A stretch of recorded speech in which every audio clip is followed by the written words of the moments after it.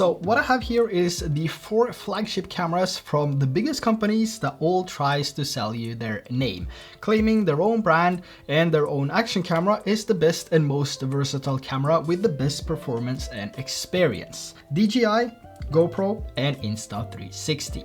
And even though all of these brands focus on different aspects within their cameras like image quality, convenience, and audio, they all give somewhat the same experience except for the X5 here, which is a 360 camera. But I will get to that in a sec.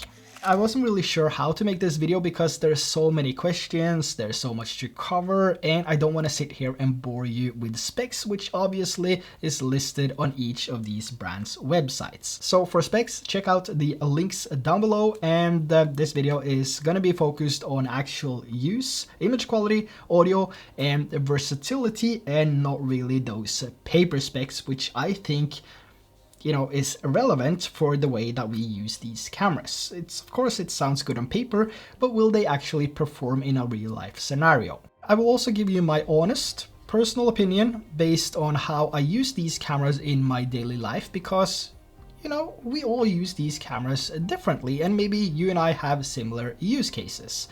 So first, let's take a look at some details from each of these cameras before we head over to the forest. And I also want to say that all cameras are using the exact same auto settings, we have the same high bit rate and the same default medium sharpness on all these cameras, except for exposure value, which is set to -0.3 on DJI and Insta360 and -0.5 on the GoPro, which is the lowest one. And also keep in mind that these first shots here, I'm using the X5's single lens mode in 4K 30 FPS just to see how that compares to these other cameras. Now, looking at the side-by-side clips here, it's easy to see that the X5 is using that single lens mode, and if you pay close attention to the details in the trees and the dynamic range here, it gets a little bit more obvious. But I must admit, it's not that far off and definitely more than usable if you need a quick MP4 file without needing to edit the 360 video to upload to social media like Instagram or TikTok. So,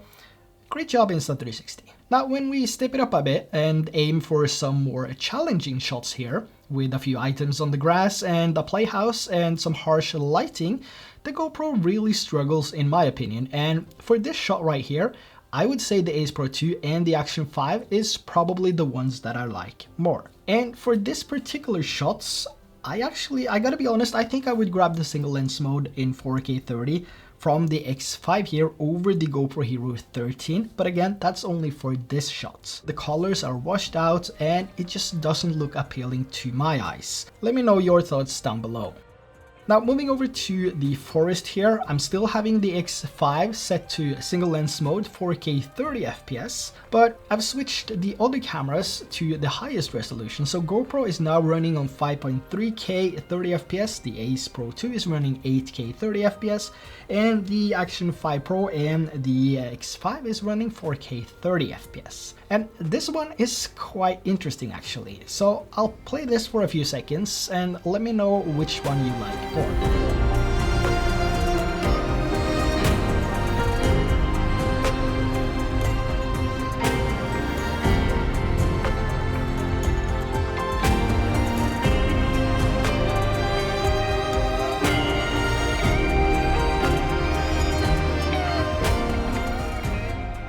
Now switching over to 8K 30 FPS at 360 videos on the X5 and still having the other camera set to the highest resolution, which one do you think look better now? Is it the GoPro? Is it the DJI? Is it the Ace Pro 2? Or is it the X5? To me, there is a clear difference here, not necessarily in image quality, but the way that the videos look. The X5 could just as well be a drone following you, and the stabilization is extremely solid. But you can also get similar stabilization with these other cameras, of course. The downside though is that these cameras will have to crop in to compensate for that better stabilization, which results in a narrow shot which might not end up looking as good. So just look at how wide the X5 is compared to these other cameras. That's also a benefit with the X5 and a 360 camera in general. This is an audio test with all the cameras here. We have the Ace Pro 2, we have the X5,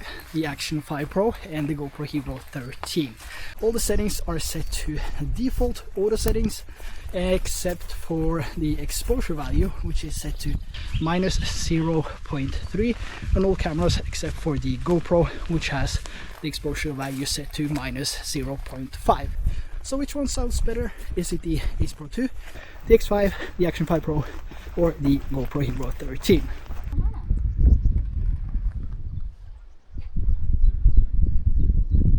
And which camera looks better now when the sun is behind me? Which of these four cameras do pick up the better exposure of my jacket? On the screen here I can see that GoPro is a little bit dark, the same with the Ace Pro 2 as well. How does this new X5 pick up on the details of my jacket when the sun is behind me? Now when it comes to the actual differences in terms of user experience and using these three cameras, the three of them has a touch screen on the front. So the Ace Pro 2 has a flip screen. I can just flip up and I can touch it and change the settings and all of that, see how long I've been recording for, and basically everything I need. Same thing goes for the Action 5 Pro, and the same thing goes for the X5. Because it records 360 videos, it doesn't really matter which way I mount the camera, so I can now see the screen and see the settings, see how long I've been recording for, and all of that convenient stuff, you know. But with the GoPro, I can't even touch the screen to see how long I've been recording for. So I need to touch the back side of the screen to activate the front screen, which isn't really that convenient. Now looking at a few slow motion clips here, the first one is shot in 4K 100 FPS with all cameras. To me they all look really good and they all do a great job, and it's only a preference of color scheme, I would say. So GoPro seems to be a bit towards the blue side here, which is strange. GoPro is always leaning towards the warmer side, but for this clip right here the green doesn't look natural, whilst the Action 5 and the Ace Pro 2 looks more natural to my eye and to the actual scenery that I have here in my backyard. And the X5 is leaning a little bit more towards the warmer side, but this is also something that you can fix with all these cameras by just going in and changing to manual white balance and set that to 5000 or 5500 Kelvin, and you will have an equal looking shot on all these cameras. It's just out of the box with auto settings, they appear to be a little bit different. Now moving over to 4K 60, we have the same look on all cameras, as I didn't move the cameras to a different location, so the color scheme is the same. But for 4K 60 slow down, they all look really good to me.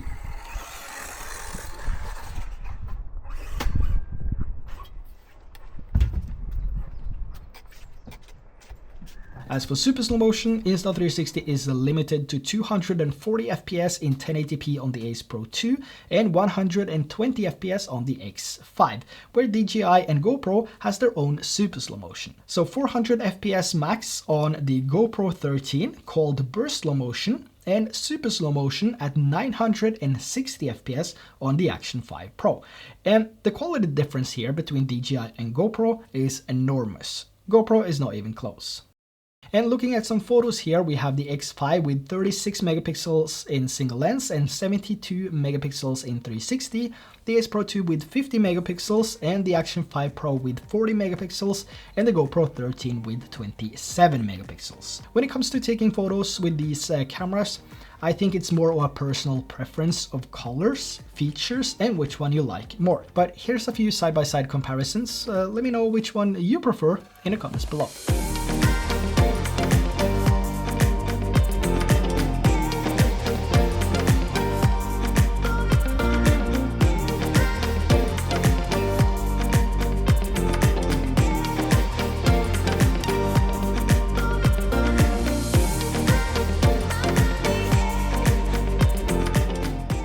When it comes to battery life between these cameras, which is a crucial question I always get asked, I did a few tests here in the studio with all cameras having the same settings that I would use outdoors when I do hike, travel, motorcycle, whatever. So the GoPro in 5.3K at 30 FPS, Action 5 in 4K 30 FPS, X5 8K 30 FPS 360 video, and the Ace Pro 2 in 4K 30 FPS. So this is going to be different depending on the test you do. Are you putting them to the exact same resolution? Are you using the exact same bitrate? Are you testing it straight out of the box? You know, these tests will be different. But this particular test is a more accurate test for me personally, the way that I use these cameras with the settings that I prefer to use when I use them outside. And as expected, on last place, the GoPro Hero 13, with only 56 minutes before it overheated. Third place went to the Ace Pro 2 with 1 hour and 16 minutes before the battery ran out, so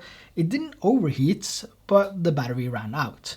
And surprisingly, on second place, the X5 with 1 hour and 31 minutes before the battery ran out. So no overheating, but the battery ran out. The Action 5, of course, test after test, ended as the winner with about 2 hours and 20-ish minutes, which is crazy. But again, does it really matter? Because you always have the option to buy some extra batteries. Alright, so now that we've done some testing, looked at some side-by-side comparison, which camera should you buy? At the end, you will have to make that final call yourself, but I do have some recommendations based on the differences between these cameras in almost every single scenario you might use it. Let's start with user experience, where Insta360 and DJI keeps pushing the envelope with new improvements added to each new release, which also makes the latest and greatest cameras faster and for some more convenient to use, whilst GoPro is pushing many updates as well as new features into the same old chip we saw 5 years ago. This means that the GoPro 13 is slow, it's buggy, it causes more frustration than sitting in traffic for hours looking at bikers lane splitting. Believe me, that's the reason I got my license. But to cut things short, GoPro is a pain to use if you want things to happen fast. We also have 3 different cameras now, which has a sensor size of 1/1.3 inch or better. The Ace Pro 2, the X5 and the Action 5 Pro, which means that all these cameras are suitable for daylight and low light straight out of the box. GoPro, different story.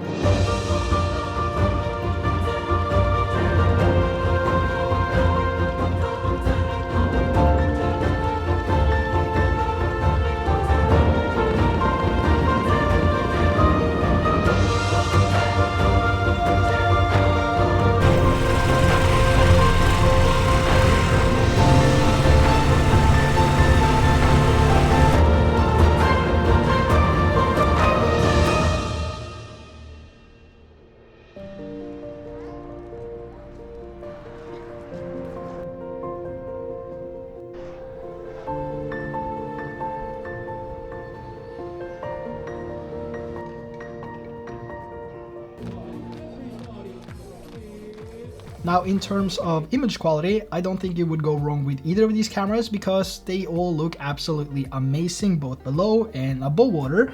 And when it comes to the internal microphones, in my opinion, they all sound really good. You can always improve this by using a DJI Mic Mini or DJI Mic 2, but out of the box internal microphones, I think they sound really good. But that also makes it harder to decide between these cameras, especially if you're buying your first camera. Should you listen to all these paid videos saying that one camera is the best because it was the first one and has been on the market for 20 years? Or should you just man up and go for the one that you actually like the most? Like I said, you won't go wrong with either of these cameras. They perform exceptionally well. It's just that some cameras are better than others in different scenarios, and it also depends on what you prefer and what you want. So what really matters to me, for example, is how I can use these cameras, or rather how I can't use these cameras. Let's take the quick release mounts, for example, which has been a welcoming feature since the release of these action cameras. Some are convenient to use, and some are additional accessories, which adds an additional cost, making the price higher, and some comes with the camera. One thing that really bothers me when I'm out riding my motorcycle or just want to turn the camera around to a different angle is that DJI is the only brand that has these one direction mounts. So you can only mount the camera one way. So when I'm out on a ride, it means that I have to stop, unscrew the mount, turn the mount around, fasten the mount, and then place the camera again.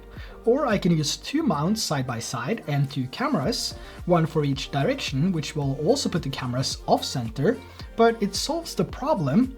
So convenient, but not convenient. There's also no quarter-inch thread on the Action 5, which means you're locked to their mounting system if you're not interested in third-party accessories, which is also an additional cost. Now GoPro 13 on the other hand has built-in GoPro feeds and a threaded option for the convenience. This allows you to mount the camera more easily on accessories you might already have laying around. So convenient. The same thing here goes for the Ace Pro 2 and the X5. The X5 comes with a quarter-inch thread and the option to use the Ace Pro mounting system, as well as its own quick release system, which is sold separately. The Ace Pro 2 does also come with a mounting bracket, but the difference here is that you can mount it both ways compared to the Action 5 Pro, which makes it more convenient. But that said, DJI's bracket system is backwards and forwards compatible, so the chances of you already having the Action 2, 3 or 4 is higher, so you might already have a bunch of these mounts laying around already. So convenient. Another question is also the experience you might get and the camera's versatility and flexibility that can help you achieve this experience. And will that give you more value than a camera with better image quality and also more flaws? GoPro. Yes, GoPro has the best overall image quality and I've had that for years. And if you combine picture quality with manual settings and a fixed white balance, you have the best image quality you can get in an action camera. But with better image quality, you also get more flaws. Shorter battery life, unpredictable freezes, overheating, a messy layout, awful navigation experience, and more. Not so convenient. So rather than making actual useful changes to a new camera, GoPro decided to push more unnecessary accessories, which are not cheap, adding up to $855 including the camera. Expensive, and almost the same price as the X5 and the Action 5 together. Now, the Ace Pro 2 and the Action 5 Pro is two cameras I think sits more or less in the same boat. Ace Pro 2 taking the upper hand in low light, whilst Action 5 is focusing more on high quality audio paired with the DJI mic system. And for me, the hardest decision is to decide between these two.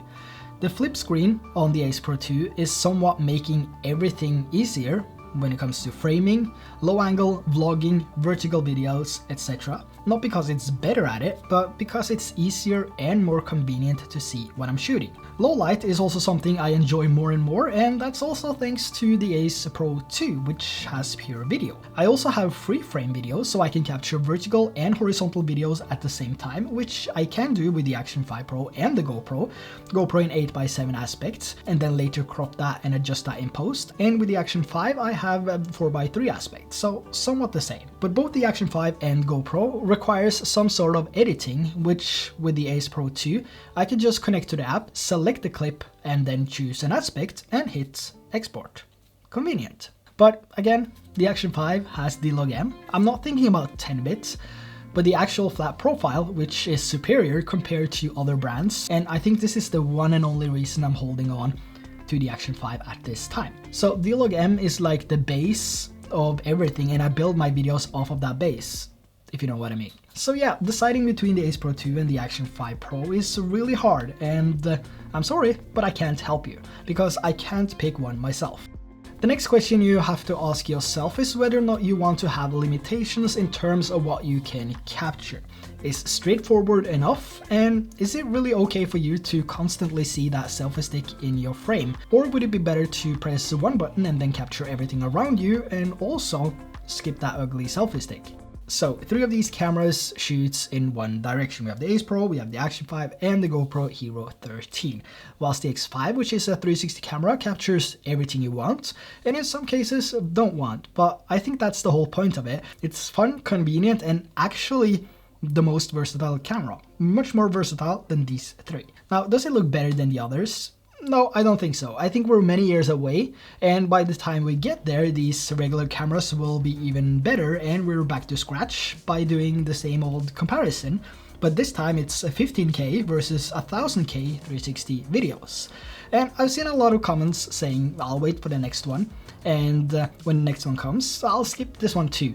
And I mean, if you want to skip every single one of them, that's completely fine by me, be my guest. I'm just gonna say, you're missing out. If it's gonna be your main camera or your only camera, highly doubt that. That's why I always bring 2 cameras. And at this point, I'm leaning more towards the Action 5 and the X5.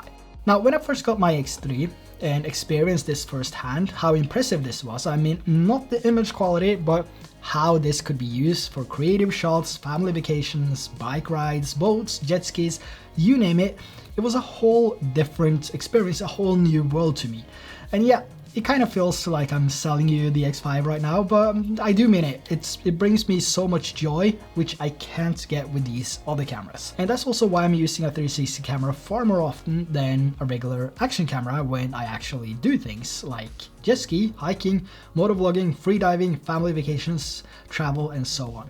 I've done it all with old cameras, and if you've been here for a while, you've probably seen everything as well. But of course, I also use basic point and shoot cameras, and most of the times these are also the best vlogging cameras, the best cameras for B-roll, the best camera for talking head videos out in the field, especially the Action 5 Pro here, which has that seamless DJI mic connection and Osmo audio, which is night and day. But one of the biggest arguments between creators and between YouTubers and people on the internet is 8-bit versus 10-bit. Do you need 10-bit, and is 8-bit not good enough? If you're buying an action camera to make videos here on YouTube or just to share your moments with others or upload to other social media platforms, 8-bit is more than enough. We're just picky. We want everything we don't need and more, and we're never happy. So I've seen a lot of Action 5 10-bit videos in normal color profile that looks really good, but I've also seen shots that looks really bad despite being a D-Log-M color graded. And the same with the GoPro, but I do think I have more footage that actually looks bad than good when it comes to the GoPro 13 and 12 combined. But the thing is, in a bright condition with colorful environment, your 8-bit footage will look absolutely smashing. And the truth is that you can't see the difference. I can't see the difference when you upload this video and it has been compressed by YouTube. Of course, 10-bit is amazing when recording with a flat profile like D-Log-M, and this is also where the Action 5 wins. Easier to color grade, more dynamic range than any of these cameras, also 10-bit. But of course, this is a matter of taste and personal preferences, and what and who you believe. Would you trust a piece of paper, for example, or the guy that got paid to say this is the best camera ever, or the person that wants to just say bad things about it because they don't like the company or they don't want to risk any other brand deals? Or would you believe the actual footage you see for yourself? So this is kind of where you decide which side you're on. Either 10-bit because everyone says it's a must, or 8-bit, which is powered by AI, more fun, and maybe a touch more versatile given the cameras I'm talking about. I think it's better to look at the real footage for yourself, so I've included a bunch of different files down in the description which you can download and compare all by yourself. And there's also some 360 files there from the X5, so make sure to download Insta360 mobile and studio app so you can have access to that. Go through the footage, export the footage from the different cameras, and look at your own personal color graded or not color graded comparison. And also, a good thing is that if you don't have any 360 experience as well, you don't have a 360 camera, you want to test out how this 360 editing work, you can use these video files to practice. But there's also one important thing, and that is that GoPro is the only brand that doesn't have a dedicated low light mode. So if you plan on capturing everything on your next trip, which might also include some low light shots, sunset, sunrise, night city walks, for example, I would probably skip out on the GoPro this time and hope for an actual upgrade within the next few years, which is not accessories and colors. So if I should pick one of these cameras as my main camera right now for my next trip, whether that is, a road trip with my bike, overseas to a different country, or just to the zoo with the kids, the X5 is the camera I would get. Not because it's the latest camera, and if you asked me 3 months ago, I would say the exact same thing about the X4. 2 years ago, I would say the same thing about the X3. It just happens that on paper and in real life use, the X5 is better than the X4. So there's no reason for me to sit here and recommend a camera I wouldn't buy myself. and of course replaceable lenses. The biggest upgrade in 360 cameras history, if you ask me. Not that I will ever have to replace the lens, I guess, because I'm taking really good care of my cameras, and especially when it comes to these more fragile cameras, the 360 cameras. So it's been more of a habit, I guess, a good habit, and that just makes it cheaper also because I don't have to buy these repair kits. So there you have my comparison of these 4 cameras. You might not agree in my conclusion. If I should pick 2 cameras, it would be the Action 5 Pro and the X5, so there you have it. Mainly because the X5 has pure video, which I love on the Ace Pro 2, but since the X5 has it now, you know, audio, overall versatility. So again, you might not agree with my conclusion, which is completely fine, but if you're looking for a brand new camera, I sure hope that this video could help you make the better buy. So that's all for me. Everything is linked down below for your convenience, and make sure to drop a like, subscribe, and hit that bell, and I'll catch you in the next one. Bye bye.